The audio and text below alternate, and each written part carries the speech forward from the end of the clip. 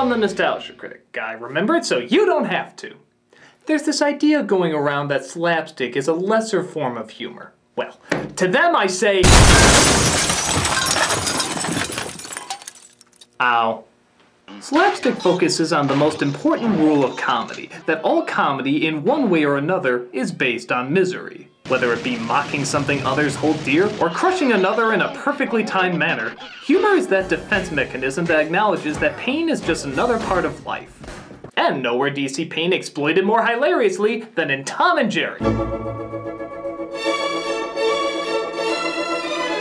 This cat and mouse duo has had both kids and adults laughing for years through no real dialogue, no real stories, just excuses to crush, burn, and maim each other as much as physically possible. Now, when these shorts came out, cartoons hurting each other wasn't anything new. Lots of cartoon shorts, including Disney and especially Warner Brothers, seem to have this shtick down pretty well. But if there was already two major companies doing it so well, how come Tom and Jerry rose to be the pinnacle of slapstick duos? Well, maybe one of the main reasons was there was rarely any talking. I mean, there was an occasional line from one or two other characters, but Tom and Jerry themselves usually kept quiet, perhaps allowing less time to devote to motivation and instead more time to devote to the physical humor. Warner Brothers is great, but half their comedy was the words they would say to one another in between the violence, and that worked wonderful for them. But here, they take a few moments to set up the scenario and then it's nothing but hardcore pain the rest of the way, giving many audiences exactly what they wanted. On top of that, despite the fact that they couldn't speak, they actually did form very solid personalities. Jerry is playful, innocent, and often looking to just have fun or even just survive.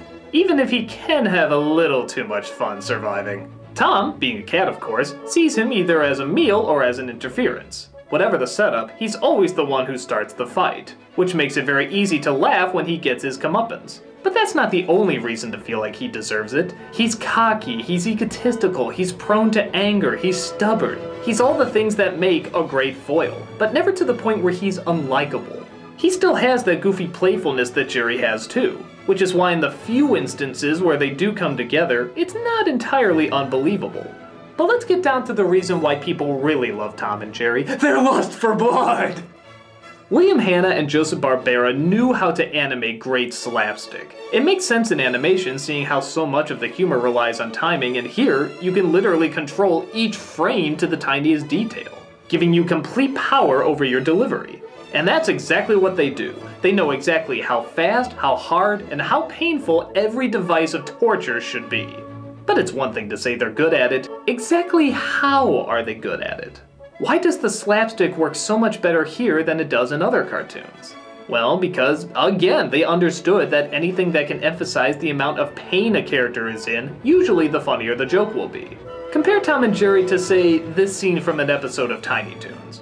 Now, Tiny Toons most of the time had good slapstick too, but sometimes they got a director or a team of animators that didn't do it as well as Hanna-Barbera did. Of course, the idea of cartoons is to exaggerate the possible, turning it into the impossible. But in order for it to be funny, you have to know what to exaggerate. Like, watch this bit. This scene doesn't work as well because the character is too stretchy and too flexible. It doesn't look like they're getting hurt that bad because it doesn't look solid enough. Now watch when Tom gets hurt.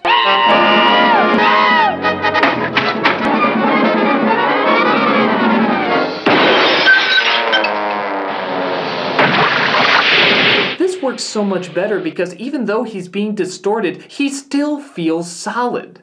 And the area that they do manipulate complements the weight of the item that's causing the damage. It's like when you have a jar of Play-Doh. Yeah, it's stretchy and not too hard, but when you smash your fist down on it, it leaves an imprint, so you can tell it's still solid. And the same can be said here. The objects usually leave an imprint on Tom. Now, if I was to smash my fist down on the Play-Doh and it was to stretch all over the place, that would be too distracting, and thus we couldn't connect with what we were seeing as well. The animators of Tom and Jerry knew that the more you feel how solid they are, the more you feel the pain. The same could be said for the sounds they make. In the early days when they were still trying to find their niche, Tom and Jerry, especially Tom, looked much more like real-life animals, and even sounded more like real-life animals. Now that's not as funny because it's not as relatable. The only thing you think about when you hear that sound is a real-life cat getting hurt. What sick fuck would enjoy that? But when you add a human yell to it, suddenly it's more funny. And yes, every single one of them is done by William Hanna.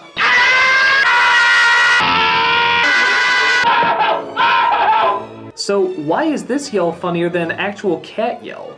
Well, on top of the surrealness factor, the idea of hearing a man's voice come out of an animal's mouth, as people, we understand a human being being hurt more than we do an animal. Animals don't communicate with us the same way we communicate with each other, so naturally we'll be able to find the humor easier with something that acts more human despite the fact that they look like an animal. That's another reason you almost never see them on all fours. The more they made it look like animals acting like people and not animals acting like animals, the more likely they were to get a laugh. They knew just when to have them use their voices too. They were never overplayed, like some pieces of cock burger that I know. They were just used at the appropriate time when the scene needed something particularly silly to up the humor. I love you. This one especially gets me, just for the surrealness alone. Don't you believe it? Why that deep a voice? Why that major echo? Why even those exact words? I don't know, it's just so strange you have to laugh at it. But again, if they used the voices too much, it would have gotten old, and a scene like that wouldn't be nearly as funny. So they had to use them sparingly. The expressions are also something Hanna-Barbera got down perfectly. The more content and comfortable a character can be in their environment, the more funny it'll be when it comes crackling down. That's why so often you'll see Tom give this mocking grin when he thinks he's won. The more happy he is, the harder the blow will be that knocks him out of his bliss. Even a simple questioning expression can work, as long as the character looks genuinely confused. Adding to the idea that the more the character thinks he's connected to what's really going on, the funnier it'll be when reality comes smashing him in the face.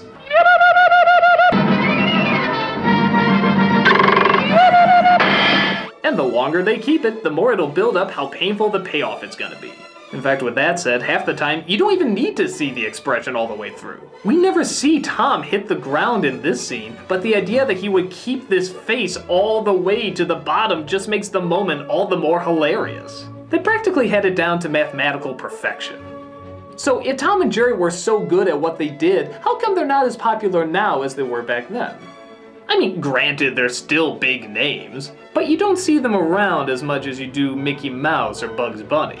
I think part of that is that a lot of people just didn't know what to do with them after the animated movie shorts died. Some tried, like legendary animator Chuck Jones gave his spin on the classic duo, but they were a bit too friendly and oftentimes the animation just wasn't on par with the original. But with that said, it's not awful. Take this scene where a magic mouse fairy comes down and gives Jerry a magic potion in order to help him defeat Tom.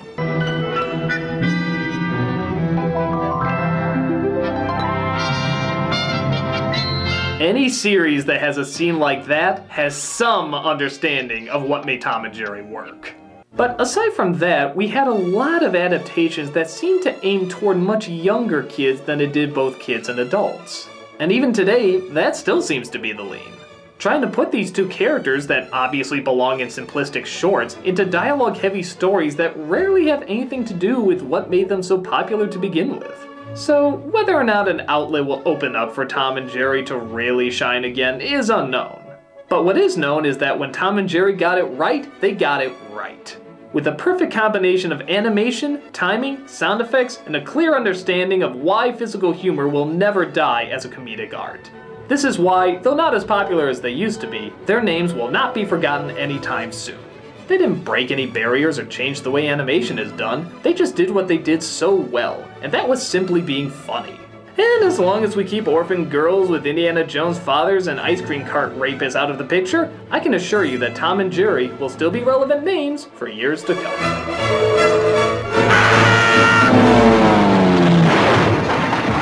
I'm the Nostalgia Critic, I remember it so you don't have to.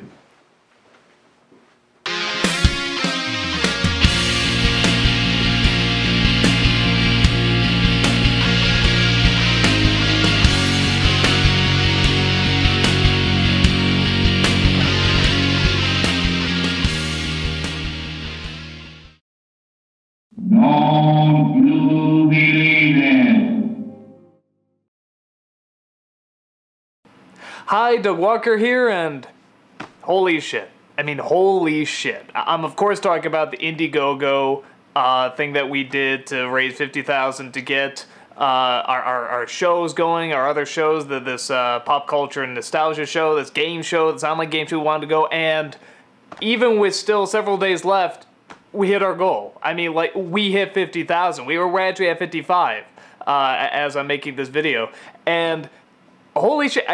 Everyone always says, like, oh, yeah, you'll make it, come on, you're a big name, stuff like that, but you really don't know. There's a lot of things that people assure you are gonna happen, and they don't. So for something like this to really come through, for you guys to come through, we're gonna do our damnedest to come through ourselves, because this is really, really awesome, and we really couldn't be more thankful to you guys. So, bottom of our hearts, thank you so much. We're into stretch goals now. We're into that territory, and I'm just sort of here real fast to tell you what the stretch goals are, as well as what the money that we have now is going to. It's pretty much the stuff we said before. We're going to use it to get the set put together for the Nostalgia Pop Culture show, you know, to get the contestants going and prizes going, and we're updating all our equipment. We're updating new cameras. The cameras we've worked with have been nice, but we want to go on to like the STI stuff, which is going to look a lot more professional. It's going to be easier to work with at editing live. New editing equipment, that's coming. You know, new lighting. All this stuff is coming to make these productions and these shows look even better than they are now. So all that is coming. The stretch goals, if we hit 65, pretty much we're going to be going into the comic book show next. We want to do a comic show that's not just a review show, but it's sort of everything comics. We want to do sort of like this comic variety show that just sort of welcomes and celebrates and rips apart and does everything comics pretty much, because this culture is just so grand right now with the movies going, and just comics are just huge. So we really want to do something that really has fun with that and celebrates that and talks about it, just all sorts of fun stuff. And if we hit 75K, we're going to go right into the video game show. We're going to go into having those episodes ready and set to go. We're going to try and do new stuff with that you don't usually see. Video game show. I'm sorry, you know what I mean. But, yeah, because people should be rewarded for their lazy asses sitting down and playing those video games. Like me when I play. So, yeah, pretty much this whole thing is just blowing my mind, man. It is so cool. We've gone from, I mean, at least me personally, not knowing if we reach that goal to going to stretch goals, and that's you guys that made that possible. So it's the coolest thing. It's so awesome that you guys care that much. The people that donated a certain amount and have the perks coming, they'll definitely be coming, and man, just, I don't even have the words. I know it's cliche, but I really don't have the words. It is so awesome, guys. A lot of cool stuff is coming, and now it'll get to you even faster. We're excited. I hope you're excited. We're going to do our best to come through and get good stuff for you guys. So, I'll see you later. As of now, I'm going to watch some Korra.